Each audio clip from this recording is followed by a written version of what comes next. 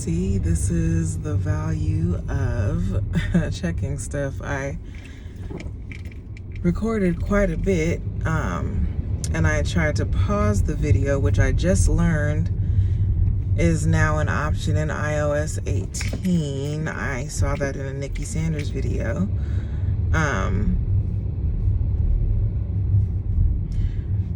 But anyway, it wound up stopping, and something was like, you know what, just listen to it, because I was trying to see if I could capture my audio with my AirPods, and apparently it hadn't. It was using the Bluetooth, the car Bluetooth, and yeah, nah, all you heard was traffic. I mean, you could hear me too, but I know that some people, external sounds can be a lot for some folks. So, starting over, hey, Alexandra, no I. And I wanted to talk a bit about, so I'm in a car. That typically isn't the case, but because I do have access to this car for now, I've been taking the opportunity to do food and package delivery. And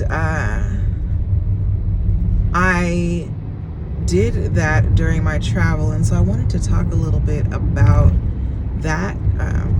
If that's a question that you've ever wondered about, I can dig into some of that today. And if there is something that you still wonder about after the video is done, go ahead and drop a comment, ask your questions, and I can see about answering that in another video. So I started initially in 2014. At that time, so that's 10 years ago. At that time, I signed up for both Lyft and Uber. Lyft was new to the market at the time. Like, they had just gotten to the Dallas-Fort Worth area. That's where I was. And so as a result, they didn't have the brand recognition. So that's where also signing up for Uber was a good idea, because by that time, a lot of folks had heard about it and were using it. The onboarding process, of course, there were core similarities, but some of the noticeable differences is that the Uber process was almost entirely automated in terms of qualifying you.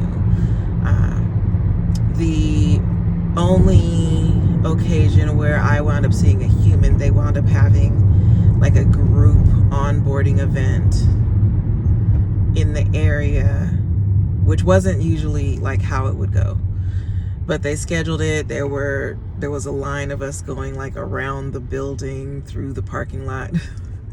And this was back when they gave you a company phone. And yeah, with Lyft at that time, part of the process before you could even sign on was meeting with a mentor. So like after the background check and stuff. And the mentor was an experienced driver who would, talk to you a little bit about the role, as well as go on a test drive with you, which did two things. One, it gave them a chance to see like, okay, yeah, your driving record is clear, but like, what is it actually like riding in a car that you are driving? Which also includes like a vibe check. So that was something that stood out to me. Like I dig that. And this was also back when, the super experienced drivers had pink mustaches on the front of their cars, and the training included encouraging you to treat the passenger like, a friend that you're giving a ride to, inviting them to sit in the front seat, give them a fist bump, in greeting type of thing. So like a completely different vibe as like a company, which also trickled down to the experiences with the passengers.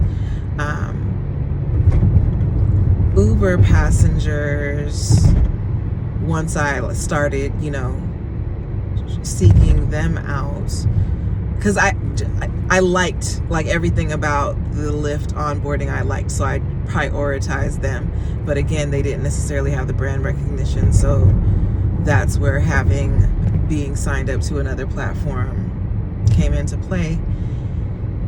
And like even I didn't know what the passengers were getting as far as communication at that time. I hadn't been a passenger yet, but like even the energy with them, like they were more likely to kind of treat you like a taxi driver, which I mean I don't necessarily mean in terms of it being like impersonal. I'm talking about kind of like the rudeness. And then the first time I was an Uber passenger, I was out of town, so it wasn't where like I was in a position to give directions, but I could see where the app said they were supposed to go. And the driver refused to use navigation and wound up getting lost. And so I'm getting agitated because, you're charged by the distance. This was back then, where now like the price they quote you up front, unless you are clearly going somewhere else, like they're gonna honor that. And he was like, oh, I'll pay you the difference, and all this stuff. And it was just, everything about it was, ugh. So that, didn't help.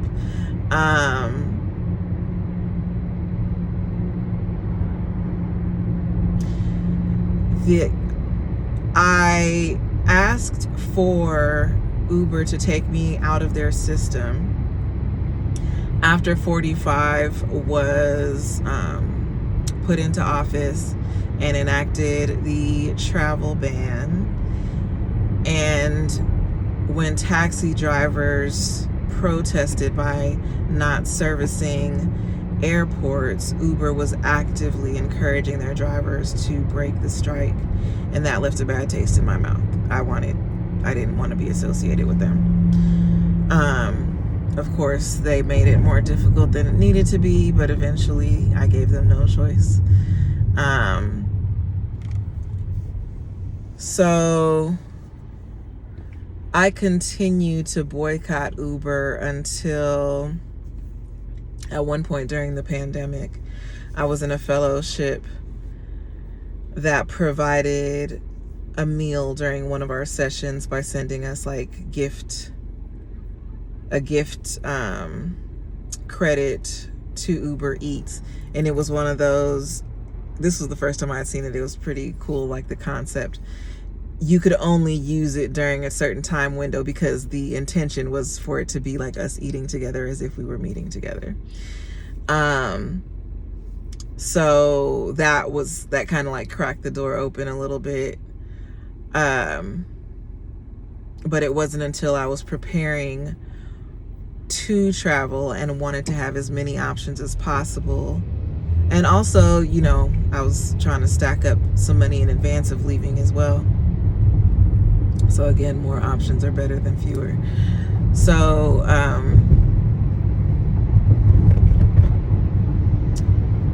the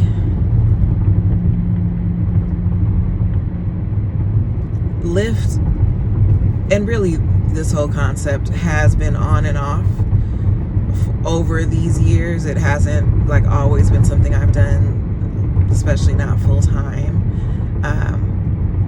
But in 2019, I was rear-ended while driving Lyft, and I had a passenger in the car. That part, like the passenger was not injured. I had some neck and back stuff, but the like physical damage to my car was such that the car no longer met Lyft's standards, which I mean that was something. Okay, let me hold that. So I was deactivated until I could complete the car repairs. that was also something that stood out to me as a difference between the two, is that Lyft had higher standards, not just for drivers. Like, I had some friends that I had tried to refer who were not able to get on with Lyft, but they could with Uber. But also with vehicles, not just age, but Lyft was before Uber in terms of like requiring, that was part of the mentor process too. They could actually see your car and see how it looked. Because I remember sometimes when I would be at the airport lot at DFW and I'd see some of the Uber cars and I was like, dang, they don't have no kind of standards. My goodness. You're picking up people with your car like that? That's wild. Yeah. So, you know, like I got it. Of course, I was frustrated because while I was waiting for all those like claims to go through around that accident, I could have used some extra money, but and then the pandemic. So I was doing food, like that's when I had signed up with DoorDash in 2017, but I think 2020 is when I really started actually doing it. It was slow, and but you know, it was because I do enjoy driving.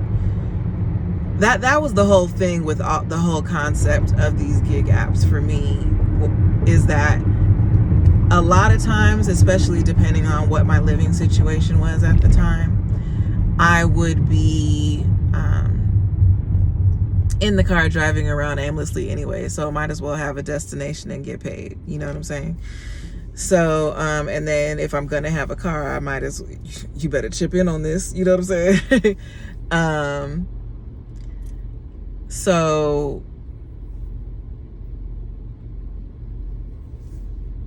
let's see. So in 2021, on my way to work one day, passing through a school zone, and it's there were a couple of schools, so the school zone was multiple blocks, and I'm accustomed, if you're in a school zone, there's going to be signage like pretty frequently, and especially at the intersections, because if you turn in from the new street, how are you going to know that you're in an active school zone? So there was no such sign after this red light, and so when I accelerated, I did so at normal speed. But alas, that is not the speed I was supposed to be going, and there was an enforcement officer in the tuck, and because, again, Lyft has higher standards, so they permanently deactivated me after that, which, you know, of course was disappointing, but I was already slightly disinclined, especially at that time,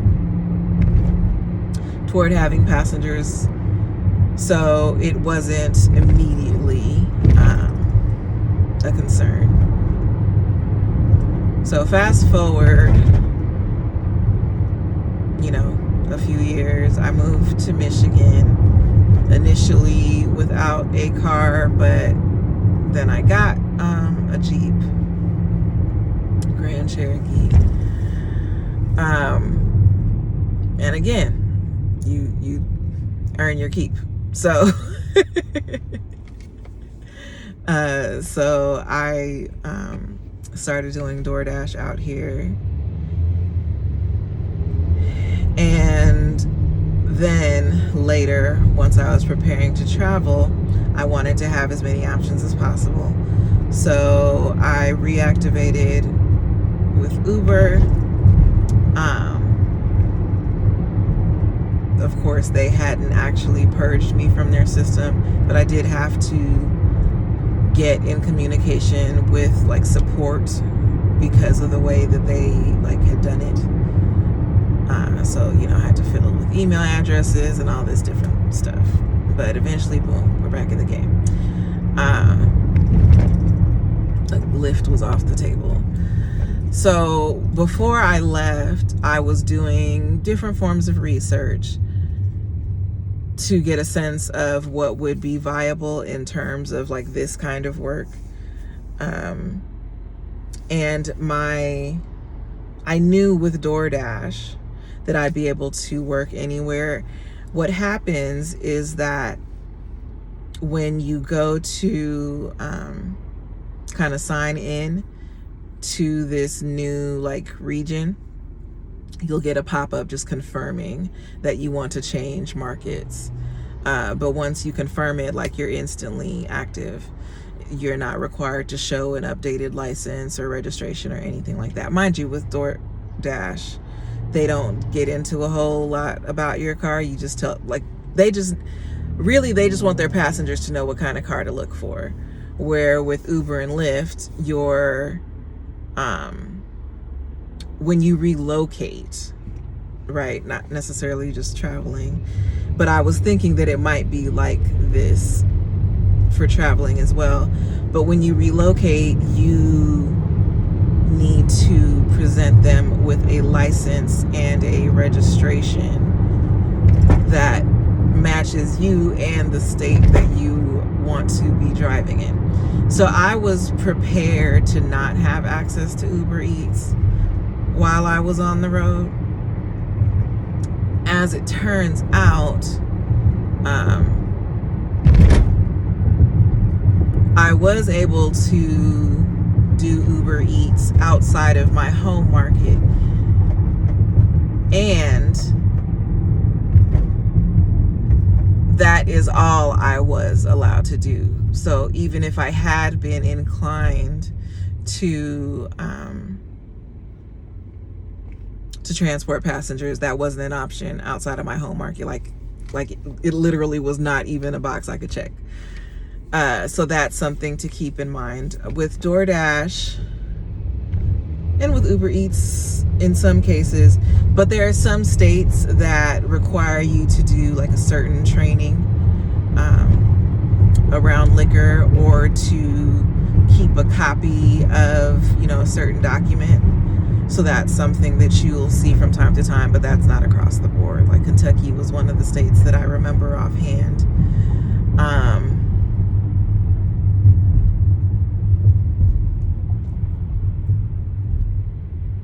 So here's what I'll say. Obviously I'm saying quite a few things. In California, there's a proposition whose number escapes me now. Is it 22? Maybe. But there is a minimum wage that has been established that is also applicable to like the concept of a minimum wage is also applicable to people who are working through the gig apps. And so no matter how you get paid, in terms of like if you get paid out in real time or if you do the weekly payouts,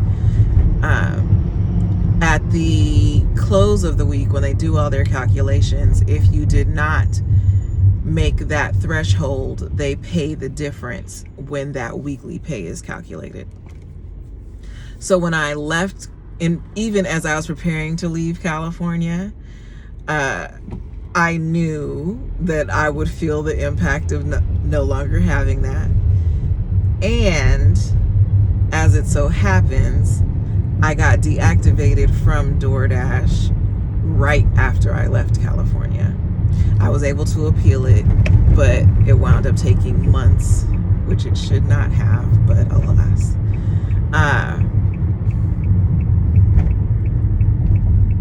So then I started having to lean on Uber, and aside from, you know, that kind of pay cut, that one pay cut, Uber pays less. Uber Eats pays less. The base is less, and their users also pay less. I mean, it already kind of comes with the territory that a lot of people don't tip.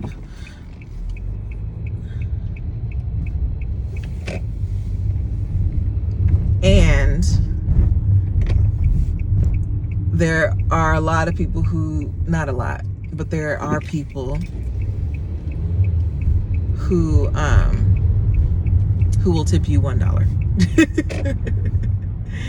And I will say that I am a person who will not partake in certain services if I'm not in a position to tip, but I know that not everybody is me.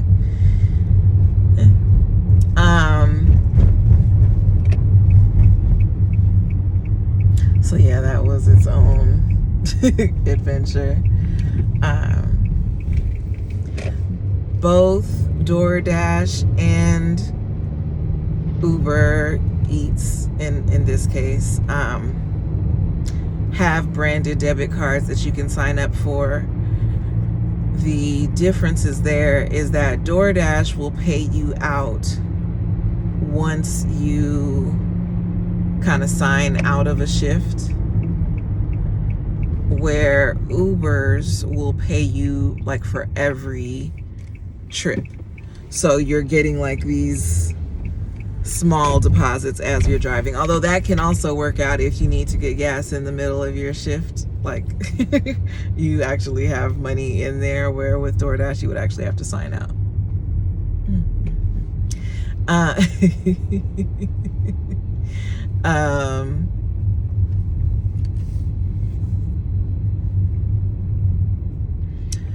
Uber also has a program where if you've like established that you're working consistently, you have an option to get an advance. And with that though, like all of your payments, once you get that advance, go toward repaying the loan. Like it's not like a weekly payment schedule. It's like, no, they are gonna get their money first.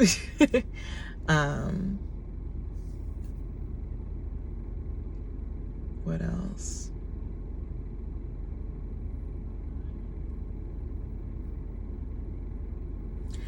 I mean, you know, they're similar. I do, in different markets, DoorDash has a bigger share versus you know, other markets, Uber might have a bigger share. The core meal times still apply in most places, but I will say that in the Los Angeles area, it kind of veered later in the day in general. Like I wasn't really seeing those people who were trying to get breakfast before going to work, or, you know, outside of people who were getting like a morning meeting catered. But that also meant that in LA, people are still ordering food all times of night. So that's that. But other than that, you know, it's still mostly breakfast, lunch, dinner in other markets. Yeah. So if it's something you've thought about, like whether if you're already doing the gig driving and if you're wondering if you can take it on the road, you absolutely can. I would just keep in mind, especially if you do want to transport passengers, is that it's kind of like in your home market. Well, no, you won't be able to transport passengers. Never mind. But just in terms of like making sure that, oh no, here's what I'll say in terms of keeping space in the car. Like if you're traveling in a way where you have a lot of stuff in your trunk, that'll make shop and deliver orders, or even just like where you're picking up from the store and they're already packed and stuff, that can be tricky if you're picking up like a huge order or 3 orders and you don't have any space. So that's something to keep in mind. Also, carts. Having a cart for those types of orders can go a long way. Different states have different apartment building layouts. So, stairs. Think about stairs. All right. Thank you so much for tuning in. Let me know if there's something that you wondered about that I didn't cover. And I look forward to talking to you again soon. Bye.